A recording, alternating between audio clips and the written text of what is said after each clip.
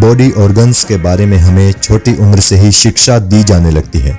हम सभी जानते हैं कि हमारा शरीर किसी मशीन की तरह काम करता है। शरीर का हर अंग एक पुर्जे की तरह होता है। ठीक ठाक जिंदा रहने के लिए जरूरी है कि हमारे शरीर में मौजूद सभी 600 मांसपेशियां, 206 हड्डियां और हजारों नसें सही से काम करती रहें। इन हड्डियों, नसों और मांसपेशियों में आने वाली कोई भी परेशानी हमारे लिए मुश्किल खड़ी कर देती है। कई बार खतरा जान पर आ जाता है। लेकिन क्या आप जानते हैं कि हमारे शरीर में कई बॉडी ऑर्गन्स ऐसे भी हैं जो अगर किन्हीं कारणों से हमारे शरीर में ना भी रहें तो हम जिंदा रह सकते हैं। अगर आप ये नहीं जानते तो आज हम आपको 8 ऐसे ही बॉडी ऑर्गन्स के बारे में बताएंगे जिनके बिना भी हम इंसान जिंदा रह सकते हैं।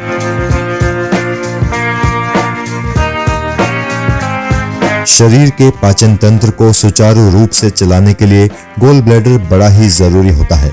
लेकिन कई लोगों के गॉल ब्लैडर में जब पथरी हो जाती है तो उन्हें पथरी के दर्द से निजात दिलाने के लिए मजबूरी में डॉक्टरों को गॉल ब्लैडर निकालना पड़ जाता है। शरीर से इसके निकल जाने पर जिंदा रहने में कोई परेशानी नहीं होती है, बल्कि इंसान एक नॉर्मल जिंदगी ही जीता है। लेकिन उसे हाई फैट वाले खाने छोड़ने पड़ते हैं क्योंकि इन्हें हजम करने में शरीर को थोड़ी परेशानी आने लगती है। स्प्लीन को आम बोलचाल में तिल्ली कहा जाता है। स्प्लीन यानी तिल्ली पसलियों के नीचे मौजूद होती है और इसका काम होता है महिलाओं के गर्भ में पल रहे बच्चे में खून बनाना, साथ ही कोशिकाओं की सुरक्षा करना। कोई महिला जब बच्चे को जन्म देती है तो स्प्लीन उसके शरीर में प्लेटलेट्स स्टोर करती है, एंटीबॉडीज बनाती है और असामान्य कोशिकाओं को खत्म कर देती है। लेकिन कई दफा जब ये तेजी से बढ़ती है तो इंटरनल ब्लीडिंग का खतरा बढ़ जाता है और मजबूरन डॉक्टर इसे निकाल देते हैं।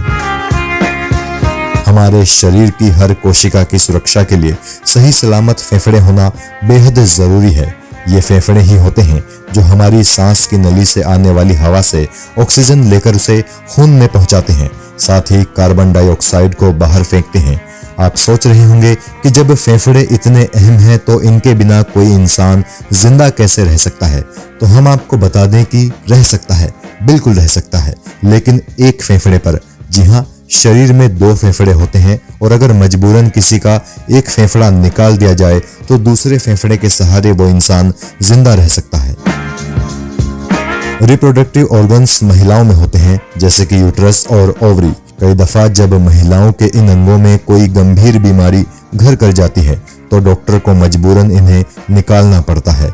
इससे महिला बच्चा पैदा करने के काबिल तो नहीं रह पाती, लेकिन जिंदा रहने में उसे किसी प्रकार की समस्या का सामना नहीं करना पड़ता। अपेंडिक्स का काम होता है इंसान के शरीर में इम्यूनोग्लोबुलिन्स का निर्माण करना। इम्यूनोग्लोबुलिन्स एक प्रकार का प्रोटीन है जो इंसान के इम्यून सिस्टम को इन्फेक्शन से लड़ने में मदद करता है। लेकिन जब ये असामान्य रूप से बढ़ने लगता है तो इंसान को भयंकर दर्द का सामना करना पड़ता है और इसके चलते डॉक्टर सर्जरी करके इसे निकाल देते हैं। पेशाब की थैली यानी ब्लैडर के बिना भी इंसान जिंदा रह सकता है। ब्लैडर का काम होता है यूरिनरी ट्रैक्ट प्रोसेस को सुचारू रूप से चलाना, लेकिन कई दफा इन्फ्लेमेटरी डिसऑर्डर या फिर कैंसर के खतरे के चलते डॉक्टर्स को ब्लैडर निकालना पड़ता है। लेकिन जिस इंसान का ब्लैडर निकाला जाता है उसे हमेशा अपनी कमर के पास एक यूरिन बैग लटका कर रखना पड़ता है। यूरोस्टोमी कहलाने वाले इस प्रोसेस में पेशाब उसी यूरिन बैग में जमा होता रहता है। गुर्दों का काम होता है हमारे शरीर में मौजूद खून को फिल्टर करना और उसमें से विषैले पदार्थों को बाहर निकालकर पेशाब की थैली में भेजना। साथ ही इंसान के ब्लड प्रेशर को रेगुलेट करने वाला हार्मोन भी किडनी में ही बनता है।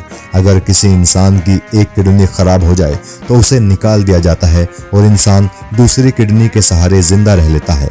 हालांकि अगर किसी की दोनों किडनी खराब हो जाएं तो तब स्थिति गंभीर हो जाती है और डायलिसिस मशीन पर रखकर ऐसे इंसान को जिंदा रखने की कोशिश की जाती है। हमारे पेट का एक छोटा सा हिस्सा होता है अमाशय।